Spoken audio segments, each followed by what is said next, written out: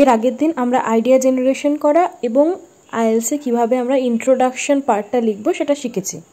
আজকের ক্লাসে আমরা শিখব যে কিভাবে আমরা আইএলসে বডি প্যারাগ্রাফে স্ট্রাকচার ফরমেশন করব।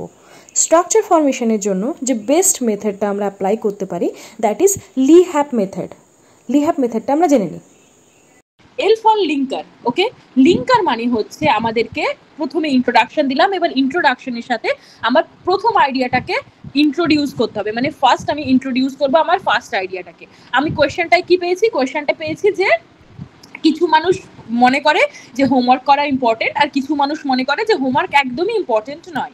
তাহলে আমার লি হ্যাপ মেথড নিয়ে লিখতে গেলে প্রথমে আমাকে টপিক ইন্ট্রোডিউস করতে হবে।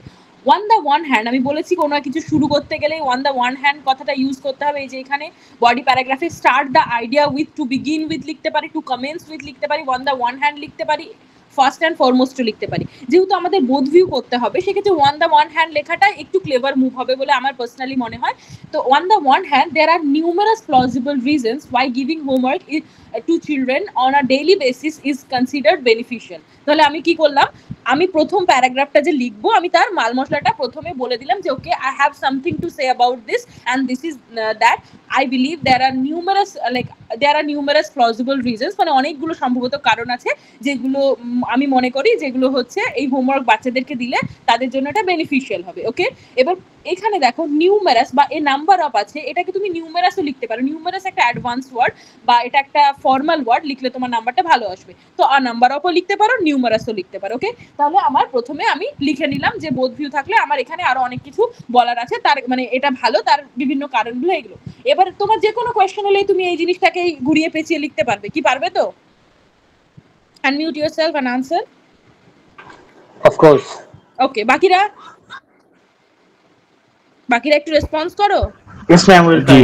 জি পারবো। Okay, so whatever the question is, আমরা এই প্যাটার্নটা ফলো করে আমাদের লিঙ্কারটাকে মানে আমার টপিকটাকে ইন্ট্রোডিউস করে দিলাম। বডি প্যারাগ্রাফের টপিক হতে চলেছে আমি এই জিনিসটার ব্যাপারে গুনাগুন গাইবো। ওকে, দেন আমরা আইডিয়ায় নিয়ে আসছি। এবার main idea to begin with. Idea one আমরা অলরেডি এর আগের দিন ভেবে রেখেছিলাম কোয়েশ্চেনে। ওকে, আমাদের মাথা থেকে নিজেকে প্রশ্ন করছিলাম যে কিভাবে সাহায্য করতে পারে, হোমওয়ার্ক হলে কি পার্সপেক্টিভে স্টুডেন্টদেরকে হেল্প করবে। আমরা নিজেদেরকে স্টুডেন্টের জায়গায় বসিয়ে ভাবার চেষ্টা করব যে okay so this is the benefits of this. তো প্রথম আইডিয়াটাকে ইন্ট্রোডিউস করবো। মেন আইডিয়া আমার আইডিয়া নাম্বার ওয়ানটাকে এক্সপ্লেন করলাম। Two begin with, homework help students become more discipline and responsible in their daily routine. কেন করে, কি করে আমার ব্যাখ্যা করার দরকার নেই। আমার মেন আইডিয়া হচ্ছে এটা ওদেরকে বেশি ডিসিপ্লিন বানায় এবং রেসপন্সিবল বানায়। দ্যাটস ইট, আমার আইডিয়াটা এলো। এবার আমরা এক্সপ্লেন করব কেন হয়। তখন আমাদের ওই লিঙ্কারটা লাগছে to elaborate this is mainly because this is this in other word. এইরকম ভাবে আমরা আইডিয়াটাকে এক্সপ্লেন করব। এক্সপ্লেন করার জন্য যে ভোকাবুলারিগুলো দিয়েছিলাম সেইগুলো এখানে কাজে লাগাবে। when children are given tasks to complete at home, they learn to manage their time effectively and develop a habit of regular study. তাহলে কি করলাম? আমি লিহ্যাপ মেথডে প্রথমে আইডিয়া নিয়ে এলাম, তারপর এক্সপ্লেন করলাম। এক্সপ্লেন করার পরে এবার আমরা এক্সাম্পল দেবো। এক্সাম্পল দেওয়া কি?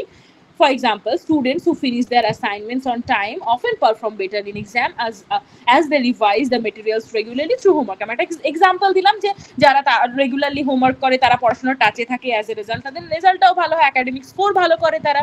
তো সেইভাবে আমরা জিনিসটাকে এক্সাম্পল দিলাম। ওকে, এবার এই তিনটা জিনিস নিয়ে কারো প্রবলেম আছে? আমার আইডিয়া ওয়ান দিলাম, ইলাবোরেট করলাম এবং এক্সাম্পল দিলাম। এটা নিয়ে কোনো মানে প্রবলেম আছে? কারো কোনো কিছু বুঝতে প্রবলেম আছে? একটু আনমিউট করে বলো।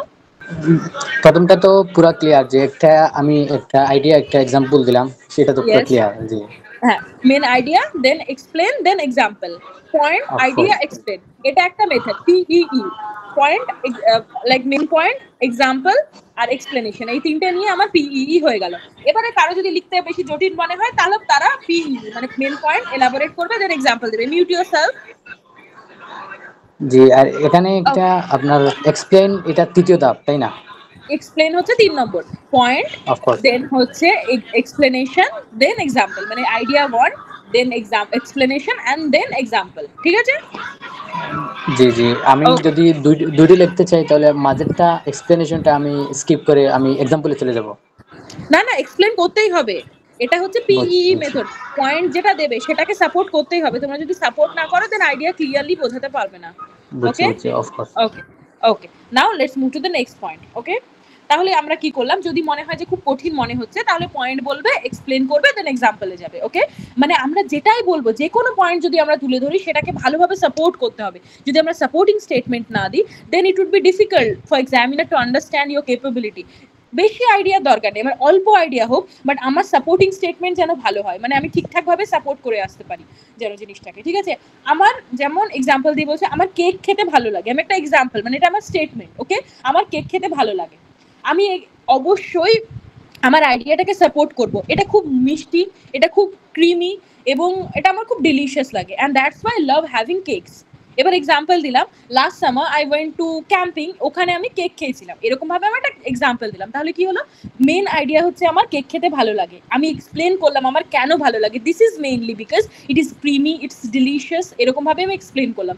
এক্সাম্পল দিলাম যে আমি কতটা কেক খেতে ভালোবাসি, তার এক্সাম্পল লাস্ট সামার ক্যাম্পে গিয়ে আমি কেক খেয়েছিলাম এবং খুব এনজয় করেছিলাম, একটা এক্সাম্পল দিয়ে দিলাম। Point, explanation and example. Okay, এবার তোমার যদি মনে হয় এর পরের যে মেথডটা আমি বলতে চলেছি সেটা কঠিন লাগছে, তাহলে ওই পিই মেথড করে একটা আইডিয়া দিলে, দেন নেক্সট আরেকটা আইডিয়া মোর ওভার ফার্দার মোড দিয়ে আরেকটা আইডিয়াকে জয়েন করে দিলে। ওকে, এবার আমি যেটা আসছি সেটা হচ্ছে অ্যানালাইসিস। অ্যানালাইসিস কিভাবে করব, আমরা ওই আইডিয়া থেকেই, এই যে এক্সাম্পল থেকে আরেকটা আইডিয়া বের করার চেষ্টা করব, এবং কোনো একটা ডিসকোর্স মার্কার ইউজ করে বা ওই অ্যাডিশনালি মোরওভার ইউজ করে আমরা লিখতে পারি, the regular practice not only reinforces what they learn in classes but also build self discipline and strong work ethic from an early age. তাহলে কি হলো, আমরা এখানে না রেগুলার প্র্যাকটিস নিয়ে কথাবার্তা বলেছিলাম, ওইখান থেকেই আমি আরেকটুখানি আইডিয়াটাকে এক্সপ্লেন করার চেষ্টা করলাম, মানে আরো অ্যানালাইসিস করে ডিপে গেলাম, আরেকটু ওই টপিকের ব্যাপারে ডিপে গেলাম, দেন আমরা কনক্লুশনে যাব। এইটা খুব ইম্পর্টেন্ট, যদি এই মেথডটা ইউজ করো খুব ভালো লাগবে। দেয়ারফর লিখতে পারো, অ্যাজ আ কনসিকুয়েন্স লিখতে পারো, কনসিকুয়েন্টলি লিখতে পারো, বা অ্যাজ আ রেজাল্ট লিখতে পারো। Okay, therefore daily homework plays a key role in helping students build academic habits that benefits them in the long run। এই ইন দ্য লং রান কথাটা খাতায় নোট করে অবশ্যই ইয়ে করে রাখো, হাইলাইট করে রাখো। ইন দ্য লং রান কথাটা অনেক জায়গায় অনেক এসেতে তোমরা ইউজ করতে পারবে, it's a very good phrase. In the long run মানে কোনো কিছু মানে দীর্ঘ সময়ের জন্য তাদের জন্য খুব হেল্পফুল হবে, something that will help them in the long run, মানে ভবিষ্যতে গিয়ে এটা তাদের জন্য খুব হেল্পফুল হবে। So in the long run কথাটা তোমরা চেষ্টা করো এসেতে ইউজ করা। আর হচ্ছে পয়েন্ট, তাহলে কি করলাম আমরা, main point, explanation, example, analysis করে ওই আইডিয়ার সাথে আরেকটু কিছু ইলাবোরেট করে লেখার চেষ্টা করলাম, এবং কনক্লুশন দিলাম যে এসব করলে তাদের জন্য ওভারঅল খুবই বেনিফিশিয়াল হবে, তারা খুব কুইকলি কোনো কিছু লার্ন করতে পারবে। ওকে, এইটা তাদের ডেইলি হ্যাবিটকে সেভ করবে। সো এই জিনিসগুলোকে আমরা একদম সুন্দরভাবে পয়েন্ট মানে লিহ্যাপ মেথডগুলোকে অ্যাপ্লাই করে প্রত্যেকটা পয়েন্টকে একটার সাথে একটা আইডিয়াকে লজিক্যালি সাজিয়ে লিখে দিতে পারলাম। Okay, we will be capable of doing such things. তাহলে আমরা অবশ্যই চেষ্টা করবো এক্সামের লিহ্যাপ মেথড অ্যাপ্লাই করা। লিহ্যাপ মেথড যদি কোয়েশ্চেন কঠিন মনে হয়, দেন তোমরা এই মেথডটা অ্যাপ্লাই করবে। সি টপিক সেন্টেন্স, মানে তোমার মেন টপিক, আইডিয়া 1, মানে আমি বলতে চলেছি যে ফর এক্সাম্পল যদি বলি যে হোমওয়ার্ক করার অনেক সুযোগ সুবিধা আছে, হোমওয়ার্ক করলে স্টুডেন্টদের অনেক ভালো হয়, দেয়ার আর নিউমেরাস বেনিফিটস, এটা তোমাদেরকে লিখতেই হবে শুরুতে। দেন আইডিয়া 1 নিয়ে এলাম যে এটা আমাদের ডিসিপ্লিন বানাবে, এক্সপ্লেন কেন ডিসিপ্লিন বানাবে, রোজ যখন হোমওয়ার্ক করবে তাদের জন্য এটা বেনিফিশিয়াল হবে। দেন এক্সাম্পল, আমি একটা এক্সাম্পল দিয়ে দেখালাম।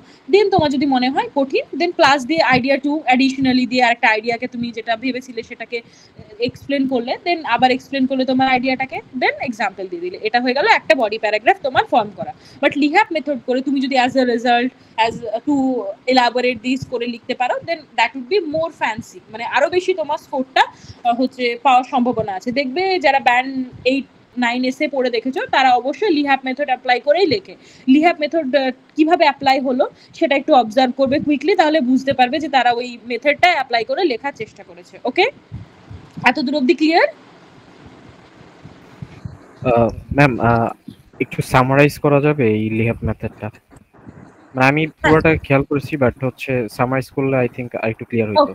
সো লিহ্যাপ মেথডের এল ফর লিঙ্কার, লিঙ্কার মানে আমার মেন পয়েন্ট, মানে যে আইডিয়াটা আমি দিতে চলেছি সেটাই আমি এক্সপ্লেন করবো। এল ফর লিঙ্কার মানে প্রথমে আমার যদি কোয়েশ্চেন হয় যে হোমওয়ার্ক বাচ্চাদের জন্য বেনিফিশিয়াল, ওকে, তাহলে আমার লিহ্যাপ মেথডের এল ফর লিঙ্কার, লিঙ্কারটা কি হবে, অন দ্য ওয়ান হ্যান্ড, মানে আমি একটা পয়েন্টকে এলাবোরেট করছি, দেয়ার আর নিউমেরাস রিজনস, মানে তার অনেকগুলো কারণ আছে যে কারণে আমার মনে হয় হোমওয়ার্কটা বেনিফিশিয়াল।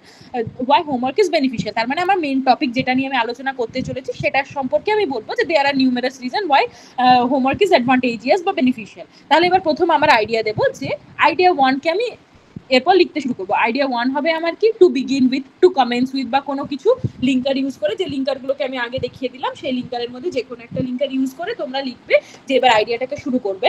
যে এটা আমাদেরকে প্রথম আইডিয়া যেটা আমরা আগের দিন ফর্ম করার চেষ্টা করেছিলাম আইডিয়া জেনারেশন করার, তো আমাদের প্রথম আইডিয়া ছিল যে এটা স্টুডেন্টদেরকে বেশি ডিসিপ্লিন বানায় এবং বেশি রেসপন্সিবল বানায়। এটা আমি বলে দিলাম যে it makes them more discipline and responsible. এবার আমি এক্সপ্লেন করবো ওয়াই দিস হ্যাপেন্স, এই জিনিসটা কেন হয়, আমাকে নিজেকে কোয়েশ্চেন করতে হবে যে এইটা কেন হয়, কেন ডিসিপ্লিন হয়, ওরা যারা হোমওয়ার্ক করে তারা কেন ডিসিপ্লিন হয়।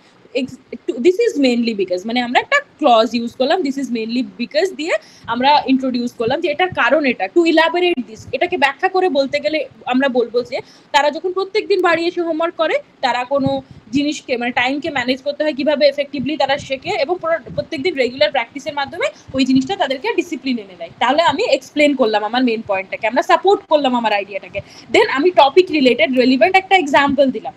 এবার এক্সাম্পল দেওয়ার পরে আমি চেষ্টা করবো ওই টপিক নিয়ে আমার যদি আরো কিছু লেখা থাকে উই উইল রাইট দ্যাট। এখানে যেমন আমি লিখেছি যে তারা ক্লাসে কি কি শেখে সেগুলো যেমন বাড়িতে এসে ওরা বারবার রেগুলার প্র্যাকটিস করার পরে রেইনফোর্স করে, তারপরে আমরা কি করলাম কনক্লুড করলাম মানে অ্যাজ এ রেজাল্ট বা দেয়ারফোর এটা যদি ওরা রেগুলার হোমওয়ার্ক করে তাহলে ওদের একাডেমিক হ্যাবিটসটা আরো স্ট্রং হবে এবং তারা কি করবে এটা তাদের জন্য লং রানে বেনিফিশিয়াল হবে। ওকে, এইভাবে আমরা আইডিয়াগুলোকে একটার সাথে একটাকে কানেক্ট করে লিখবো।